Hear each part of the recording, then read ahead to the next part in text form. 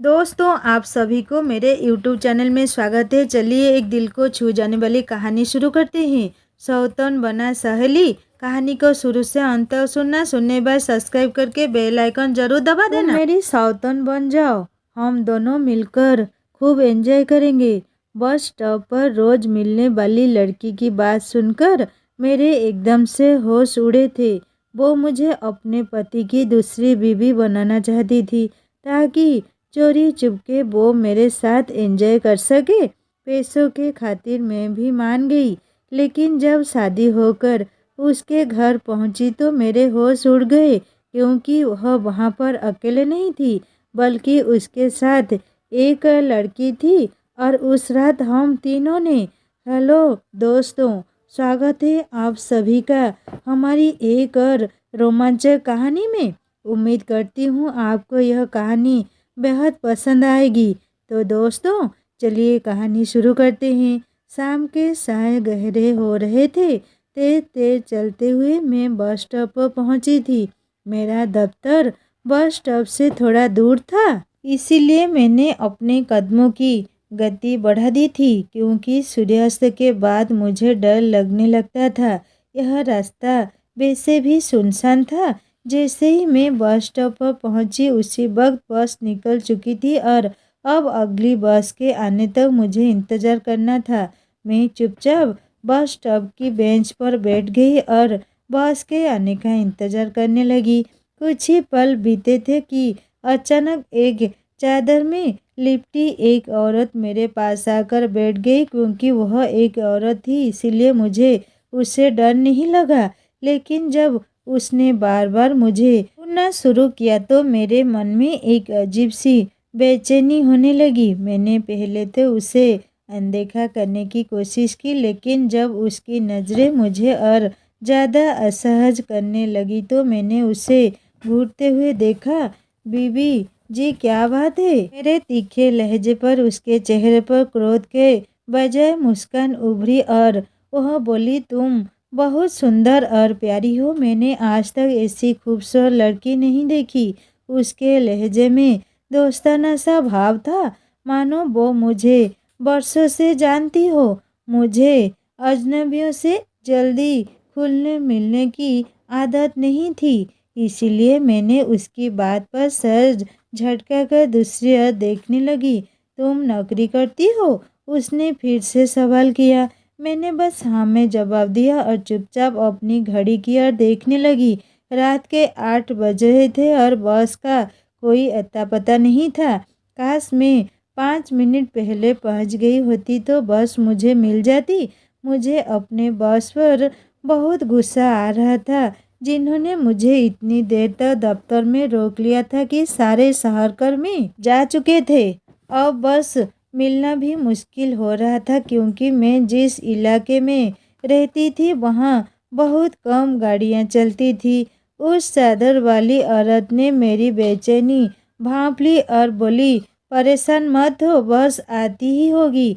उसके बार बार इतने आत्मीय होने पर मुझे बहुत गुस्सा आया। फिर शुक्र है भगवान का, बस आ ही गई। मैंने बिना कुछ कहे तेजी से बस की ओर कदम बढ़ाए और उसमें बैठ गई, जबकि वह औरत अपनी जगह पर ही बैठी रही। सारा रास्ता मैं भगवान का नाम लेती रही और फिर मेरा इलाका आ गया। बस स्टॉप से उतरकर मुझे एक लंबा रास्ता पैदल तय करना था, तब जाकर मैं घर पहुंची। मैंने वह रास्ता भी मंत्र पढ़ते हुए किया था और जैसे ही घर में घुसी मेरी माँ सामने दिखाई दी। कहने लगी, यह कोई समय है घर आने का? एक तो सबकी मर्जी के खिलाफ नौकरी शुरू कर दी है और ऊपर से रात के अंधेरे में घर लौटती हो। पता है मोहल्ले वाले क्या क्या बातें बनाते हैं? माँ की बात सुनकर मैंने शर्मिंदगी से सर झुका लिया। माँ, बस ने रोक लिया था, ऑडिट आने वाला है ना, इसीलिए बहुत काम था। मैंने प्यार से माँ को मनाने की कोशिश की। तुम्हें पता है ना कि तुम्हारे पिताजी तुम्हारी नौकरी के खिलाफ है। वो जल्दी से तुम्हारी शादी करना चाहते हैं। जो रिश्तेदार भी इस नौकरी को लेकर कितनी बातें बनाते हैं, सबको लगता है कि हम अपनी बेटी की कमाई खा रहे हैं, लेकिन तुम तो नौकरी करने के जुनून में पड़ी हो। अच्छा हुआ कि तुम्हारे पिताजी अभी तक घर नहीं आए, वरना अब तक मेरा दिमाग कर चुके होते। माँ के लहजे में गुस्सा साफ झलक रहा था। मैंने उनके माथे पर प्यार से हाथ फेरा और कहा, माँ, वादा करती हूँ अब से देर नहीं होगी।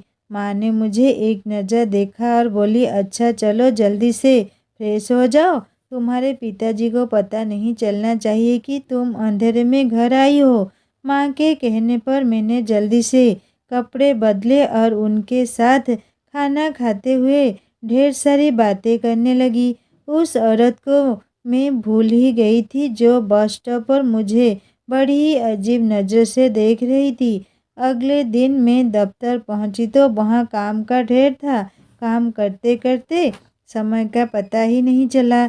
मेरे बॉस का स्वभाव भी कुछ तीखा था, इसीलिए मैं उनके सामने कुछ बोल नहीं पाती थी। फिर शाम का वक्त हुआ तो तब मुझे ख्याल आया कि मुझे तो पहले ही घर के लिए निकल जाना चाहिए था। मैंने बस से छुट्टी मांगनी चाही तो बॉस गुस्से से बोले, राधिका, तुम्हें बार बार छुट्टी की पड़ी रहती है।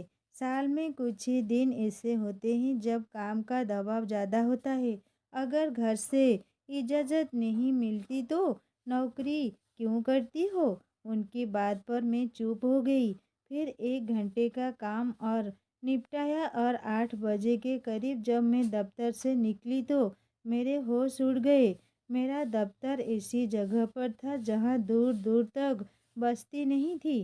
कुछ दफ्तर थे लेकिन शाम के बाद वहाँ सन्नाटा छा जाता था। मैं तेज तेज कदमों से बस स्टॉप पर पहुँची, लेकिन मेरी बदकिस्मती की वजह से बस फिर निकल चुकी थी। इस स्टॉप पर हर आधे घंटे बाद ही बस आती थी और अब मुझे फिर आधा घंटा इंतजार करना था। मैं चुपचाप बस स्टॉप पर बैठकर मोबाइल चलाने लगी। तभी वहीं चादर वाली औरत फिर से मेरे पास आकर बैठ गई। उसे दोबारा देखकर मेरे होश उड़ गए। ना जाने क्यों उसका आना मुझे अच्छा नहीं लगा। मैंने उसकी ओर देखा तक नहीं और मोबाइल चलाती रही ताकि वह मुझसे बात ना करे, लेकिन वह खुद ही शुरू हो गई। नौकरी क्यों करती हो? कई मजबूरी है या फिर शौक से? मैंने बिना जवाब दिए उसकी ओर देखा, इतनी गहरी नज़र से कि वह एक पल को हिचक गई। फिर बोली, मुझसे दोस्ती करोगी? तुम मुझे बहुत अच्छी लगती हो। दोस्ती की पेशकश पर मुझे और भी ज़्यादा गुस्सा आया। मैंने सख्ती से कहा, मुझे अजनबियों से बात करना पसंद नहीं है। आप मेरे से बात ना करें। मेरे इस तरह बोलने पर उसने फिर बात नहीं की। वह आधा घंटा मेरे लिए बहुत मुश्किल था। बाहर से मैं मोबाइल में व्यस्त दिख रही थी, लेकिन उसकी नज़रें मुझे जैसे भेद रही थी। मेरे पूरे शरीर से पसीना छूट रहा था। फिर भगवान का शुक्र बस आ ही गई और मैंने घर का रास्ता लिया। घर पहुंची तो माँ ने मुझे एक नज़र देखा। उनके पीछे पिताजी बैठे थे और उन्हें देखकर मेरे होश उड़ गए। आज वह मुझसे पहले ही घर आ चुके थे। बस आज तुम्हारी नौकरी का आखिरी दिन था। अब तुम्हें नौकरी करने की कोई ज़रूरत नहीं है। यह कोई समय है घर आने का? तुम लड़की हो, अगर कुछ ऊंच नीच हो जाए तो ऊपर से सारे खानदान में बदनामी हो रही है। तुम्हारे शौक ने हमें मुसीबत में डाल दिया है। मैंने तुम्हारे रिश्ते के लिए कुछ लोगों से बात की है। पढ़ाई पूरी हो चुकी है, अब अपने घर जाओ। अगर तुम्हारा पति चाहे तो वहाँ नौकरी कर लेना, लेकिन हमारे घर से अब नौकरी की ज़रूरत नहीं है। पिताजी ने साफ लहजे में कहा और मैं अपने कमरे में चली गई। उनके सामने मेरी हिम्मत ही नहीं थी कि मैं कुछ बोलूं। मैं चुप रही और अगले दिन दफ्तर भी नहीं गई। मैंने ईमेल से इस्तीफा भेज दिया और अपनी बेबसी पर आंसू बहाती रही। नौकरी करना मेरा शौक था और पिताजी की वजह से मुझे उसे छोड़ना पड़ा। खैर, पिताजी ने मेरे रिश्ते के लिए जिन लोगों से बात की थी उनके जरिए रिश्ते आने शुरू हो गए थे। एक शाम माँ बोली, एक बहुत बड़े घराने से तुम्हारा रिश्ता आ रहा है। अच्छे लोग हैं, अच्छे से तैयार हो जाओ। माँ के कहने पर मैं पूरी तरह सज भर कर ड्राइंग रूम में पहुंची तो मेरे पैरों तले जमीन खिसक गई। मेरे सामने वही चादर वाली औरत बैठी थी जो बस स्टॉप पर मुझे मिली थी। उसे देखकर मैं हैरान थी। मेरी आंखें खुली की खुली रह गई। उसके चेहरे पर हल्की मुस्कान थी। भाभी जी, मैं वादा करती हूँ कि आपकी बेटी मेरे साथ बहुत खुश रहेगी। हमारे पास किसी चीज़ की कमी नहीं है। हम आपकी बेटी को सर आँखों पर बिठाएंगे। वह और भी बहुत कुछ कह रही थी, लेकिन मेरे दिल में अजीब सी हलचल थी। यह कैसा संग था कि जिस औरत की नज़र से मुझे बस स्टॉप पर डर लगा था, वहीं मेरे घर में बैठी थी और मुझे खुलकर देख रही थी। माँ उसके आगे पीछे घूम रही थी। मैं गुस्से में कमरे में लौट आई और उस औरत के जाने के बाद माँ से पूछने लगी, यह औरत कौन थी और इसे घर पर किसने बुलाया? मेरी माँ बोली, इसने किसी जानने वाले के जरिए रिश्ते की बात की थी, इसलिए मैंने मना नहीं किया। बहुत अमीर लोग हैं, पैसे की कोई कमी नहीं है। तुम्हारे पिताजी ने पूरी छानबीन करके इसे बुलाया था। वे चाहते हैं कि तुम्हारी शादी ऐसे घर में हो जहाँ पैसे की कोई कमी ना हो और तुम ऐश की ज़िंदगी जियो। माँ की बात सुनकर मैं हैरान रह गई। जो औरत रोज बस स्टॉप पर बैठती थी, उसके पास भला क्या पैसा होगा? मैंने एक गाड़ी तक नहीं देखी थी। मैंने माँ से कहा, यह झूठ बोल रही होगी, मुझे तो अमीर नहीं लगती वह। माँ हंसी और बोली, तुम्हारे पिताजी ने पूरी जांच कर ली है। यह औरत अपने पति का रिश्ता लेकर आई है और वह तुम्हें अपनी सौतन बनाना चाहती है। माँ की बात सुनकर मेरे सर पर तो जैसे आसमान फूट पड़ा। मुझे लगा मेरी माँ मजा कर रही है। मैंने हैरानी से उन्हें देखा। माँ ने मेरा हाथ पकड़ा और मुझे बिठाकर बोली, बेटी, हमारे जैसे घरों में रिश्ते आना मुश्किल है। तुम्हारे रिश्तेदारों ने साफ कह दिया कि नौकरी करने वाली लड़की को वह बहू नहीं बनाएंगे। पड़ोसियों का भी यही ख्याल है। अब बताओ, तुम्हारे लिए ऐसा रिश्ता कहाँ से आएगा? यह औरत बांझ है, इसके बच्चे नहीं है, इसलिए अपने पति की दूसरी शादी कराना चाहती है। इसने वादा किया है कि तुम्हें इसके घर में किसी भी चीज़ की कोई कमी नहीं होगी। यह तुम्हारे सारे हक अपने पति से दिलवाएगी। तुम्हारे पिताजी इसके पति से मिल चुके हैं, बहुत अच्छा और नेक इंसान है। सोचो जरा, तुम्हारी जिंदगी बदल जाएगी। माँ की बात पर मुझे यकीन नहीं हुआ। एक माँ होकर वह मेरी शादी किसी शादीशुदा मर्द से कैसे कर सकती थी? मैंने खूब हंगामा किया और कहा, इनकार कर दीजिए, मैं किसी गरीब से शादी कर लूँगी, लेकिन किसी की दूसरी बीवी नहीं बनूंगी, खासकर कि जब उसकी पहली बीवी मौजूद हो। मेरी बात पर माँ को गुस्सा आ गया। अपनी बुआ को देखो, उन्होंने अपनी बेटियों की शादी कितने बड़े घरानों में की है और अब शान से हर दावत में सर उठाकर चलती हैं। उनकी बेटियां बड़ी बड़ी गाड़ियों से उतरती है, महंगे कपड़े पहनती हैं, हमें तो वह लोग मुंह तक नहीं लगाती। मैं चाहती हूँ कि तुम भी उनकी बेटियों की तरह रानी बनो, बड़ी गाड़ियों में बैठकर दावतों में जाओ, ताकि उन्हें पता चल सके कि हम भी कोई कम नहीं है। माँ के दिल की बात सुनकर मुझे समझ आ गया कि वह इस रिश्ते के लिए इतनी आसानी से क्यों राजी हो गई।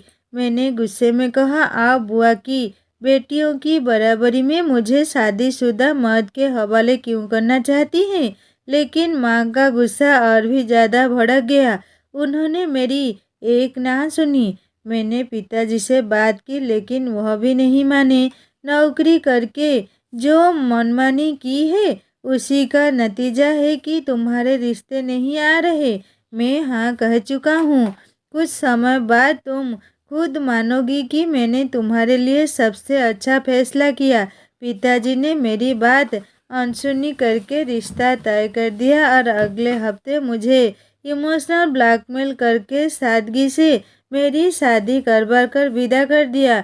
वही औरत जो 2 दिन तक बस स्टॉप पर मुझसे मिली थी, मेरा हाथ पकड़कर अपने बड़े से घर ले गई और फूलों से सजे बेडरूम में बिठा दिया। वो मेरे सामने बैठकर मुझे देखने लगी। मेरी आंखों से आंसू बह रहे थे और दिल में गुस्सा था। मुझे उससे नफरत हो रही थी। अगर वह मेरी जिंदगी में ना आई होती तो मैं इस जबरदस्ती के बंधन में ना बांधी गई होती। उसने मेरे आंसू देखे और बोली, रोने की कोई बात नहीं है। मैं तो खुशी से तुम्हें अपनी सौतन बनाकर लाई हूँ। मैं अपने पति को बच्चा नहीं दे सकती, इसीलिए उसने दूसरी और फिर तीसरी शादी करने की ठानी। तुमसे मिलने के बाद मुझे लगा कि तुम ही मेरे पति की तीसरी पत्नी होनी चाहिए, क्योंकि तुम्हारी आंखों में मैंने वह आग देखी जो मैं अपने पति की जिंदगी में जलाना चाहती हूँ। उसकी बात सुनकर तो मैं एकदम हैरान रह गई। तीसरी शादी? क्या कोई और भी औरत यहाँ पर भी है? मेरे कानों से धुआं निकलने लगा।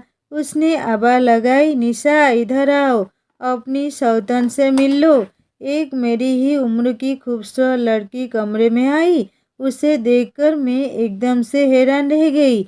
मेरी पहली सौतन, जिसका नाम शांति था, कहने लगी, यह निशा है, हमारे पति राजेश की दूसरी पत्नी। यह सुनकर मैं उन्हें देखती रह गई। आप लोगों ने मेरे और मेरे परिवार के साथ धोखा क्यों किया? शांति हंसी और बोली, धोखे की क्या बात है? एक सौतन बर्दाश्त कर सकती हूँ तो दूसरी भी कर लूँगी। वैसे भी हम तुम्हारी दुश्मन नहीं, दोस्त बनकर रहना चाहते हैं। जिस दिन मैं तुम्हें बस स्टॉप पर मिली, मैं एक लड़की देखने गई थी, लेकिन गाड़ी खराब हो गई और ड्राइवर ने कैब बुक करने को कहा। मैंने बरसों बाद बस में सफ़र करने का सोचा और बस स्टॉप पर आ बैठी।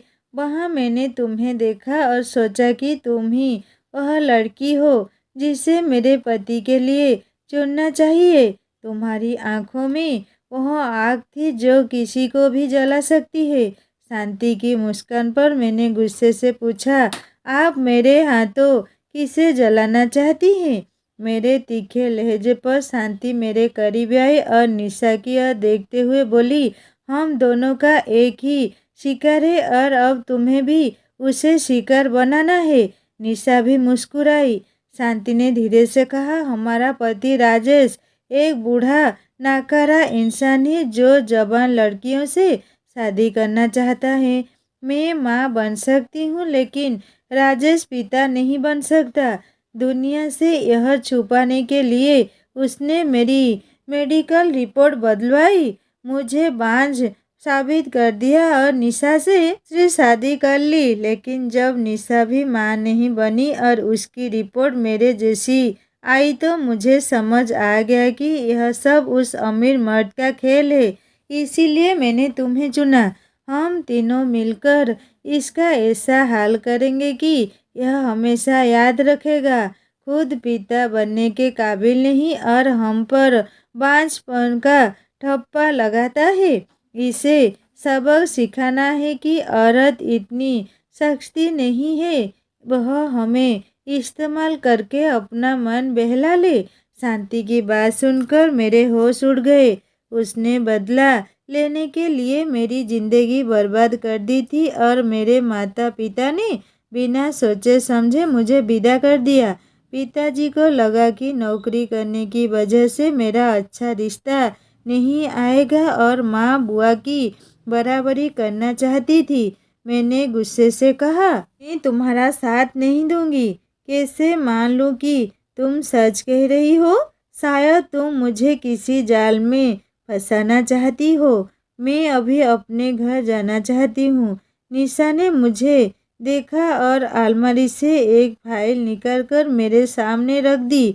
यह मेडिकल रिपोर्ट से तुम पढ़ी लिखी हो, समझ जाओगे कि गलती किसमें है। अगर यकीन ना हो तो राजेश के साथ कुछ दिन बिताओ।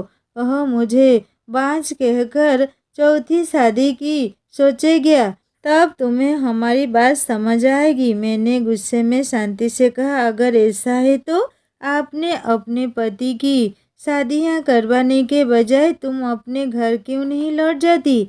शांति की आंखों में आंसू आ गए। समाज की मजबूरियां हैं, यह बेड़ियां हमें वापस नहीं जाने देती। अगर तुम अपने घर जाओगी तो क्या तुम्हारे माता पिता तुम्हें स्वीकार करेंगे। वह तुम्हें समझौता करने को कहकर वापस भेज देंगे। हमारे माता पिता ने भी यही किया। शांति की बात सही थी और मैं समझ गई कि वह क्या कह रही है। मैंने उनका साथ देने का फैसला किया। उन्होंने मुझे एक दवाई दी और बोली, इसे राजेश को कमरे में आते ही दे देना। वह तुम्हें छुए बिना बेहोश हो जाएगा। तुम्हारा कुंवारापन बरकरार रहेगा और धीरे धीरे उसका शरीर नकारा हो जाएगा। हम दोनों भी उसे यही दवा देते हैं। एक दिन वह बिस्तर पर पड़ जाएगा और हम तीनों मौज करेंगे। मैंने चुपचाप वो दवा ले ली। वह तो चली गई। जब राजेश कमरे में आया तो वह 50 साल का अधेड़ उम्र का था। उसकी मुस्कान और आंखों की हवस ने साबित कर दिया कि वह दोनों सच कह रही थी। मैंने चुपचाप दूध में दवा मिलाकर उसे पिला दी। वह कुछ ही देर में गहरी नींद में सो गया और मैं सुकून से अपने सुनहरे भविष्य के सपने बुनने लगी। मैं नौकरी करना चाहती थी, अपना करियर बनाना चाहती थी और फिर अपनी पसंद से किसी अच्छे इंसान से शादी करना चाहती थी। मैंने तय कर लिया था कि राजेश से नौकरी की इजाज़त ले लूँगी। अगली सुबह जब वह उठा तो मैंने नाराज़गी जताई, जैसे उसका सो जाना मुझे बहुत बुरा लगा हो। फिर मैंने नौकरी की इजाज़त मांगी तो राजेश ने खुशी खुशी हामी भर दी। मैंने दवा देना शुरू किया और नौकरी भी शुरू कर दी। हम तीनों में से जो भी उसके साथ होती उसे दवाई दे देती। धीरे धीरे वह लाचार होने लगा। उसके लिए उठना बैठना खड़ा होना मुश्किल हो गया। कभी कभी वह हैरान होता कि आखिर उसे हुआ क्या है। लेकिन जब भी वह अस्पताल जाने की बात करता, हम उसे समझा देते कि 3 पत्नियों को संभालने की वजह से उसकी सेहत बिगड़ रही है। राजेश को भी यही लगता था। वो चुप हो गया। हमने नियमित रूप से उसे दवाई दी और 6 महीने बाद वह पूरी तरह लाचार होकर बिस्तर पर पड़ गया। उसका शरीर काम नहीं करता था और वह अगली शादी की सोच भी नहीं सकता था। हमने उसके लिए एक नौकर रखा जो उसके काम काज संभालता था और हम उसे तनख्वाह देते। मैं अपनी नौकरी से अपना भविष्य बना रही थी और मेरी दोनों सौतनें घूमती फिरती खरीदारी करती थी क्योंकि राजेश के पास पैसों की कोई कमी नहीं थी। एक दिन शांति बोली, राजेश का कारोबार तुम क्यों नहीं संभाल लेती। दूसरों के दफ्तर में धक्के खाने से बेहतर है कि अपना व्यापार देखो। उसकी बात सुनकर मैं चौक में पड़ गई। फिर मैंने राजेश का कारोबार संभाल लिया। मैं अपनी सौतनों के साथ ईमानदार थी। मैंने कारोबार को 3 हिस्सों में बांटकर कागजात तैयार करवाए और बहाने से राजेश से हस्ताक्षर करवा लिए। अब उसका कारोबार और घर हम तीनों के नाम पर था। राजेश ने समाज को बताया था कि हम तीनों बांझ हैं, जबकि वह खुद पिता बनने के काबिल नहीं था। हमने उसे ऐसी सजा दी जो उसे जिंदगी भर याद रखेगी। हम तीनों अपनों में खुश हैं, लेकिन अभी भी राजेश से जुड़े हुए हैं। कुछ समय बाद वह इस दुनिया से चला जाएगा और हम तीनों आज़ाद हो जाएंगे। अभी हम अच्छी दोस्तों की तरह रहते हैं। अब जब मैं शान से अपनी गाड़ी में बैठकर खानदानी दबावों में जाती हूँ तो मेरी माँ का सर गर्व से ऊंचा हो जाता है। उन्हें नहीं पता कि मेरी शादीशुदा ज़िंदगी कैसी है। मैंने अपनी घरेलू हालत उन्हें नहीं बताई क्योंकि अब इससे कोई फर्क नहीं पड़ता। मेरी शादी हो चुकी है और समाज के लिए मुझे उसे आखिरी सांस तक निभाना है। मैंने माता पिता का घर ठीक कराया, उन्हें एक छोटी गाड़ी खरीद कर दी। आज मैं उनकी सबसे खास बेटी हूँ क्योंकि मैंने उनकी ज़िंदगी बदल दी। लेकिन मैं अंदर से कितनी खोखली हूँ यह सिर्फ मैं ही जानती हूँ। शायद यह खोखलापन तब खत्म होगा जब मेरी ज़िंदगी में कोई सच्चा प्यार करने वाला आएगा। लेकिन फिर सोचती हूँ मुझ जैसी शादीशुदा औरत से भला कौन शादी करेगा। मुझे नहीं पता मेरा भविष्य कैसा होगा, लेकिन मैं अब अपनी ज़िंदगी से संतुष्ट हूँ। अंत में एक बात कहना चाहूँगी कि ज़रूरी नहीं है कि औरत ही औरत की दुश्मन हो। कभी कभी एक औरत दूसरी औरत की ज़िंदगी बचा लेती है और बना भी देती है। क्या आपको लगता है कि हमने राजेश के साथ ठीक किया? क्या ऐसे हाई सोसाइटी के मर्द जो खुद में कमी रखकर दूसरों को दोष देते हैं उन्हें सज़ा नहीं मिलनी चाहिए? तो दोस्तों, यह थी हमारी आज की कहानी। आपकी क्या राय है हमें कमेंट में ज़रूर बताएगा। वीडियो अच्छे लगे तो प्लीज़ लाइक करें, शेयर करें, सब्सक्राइब करें। धन्यवाद।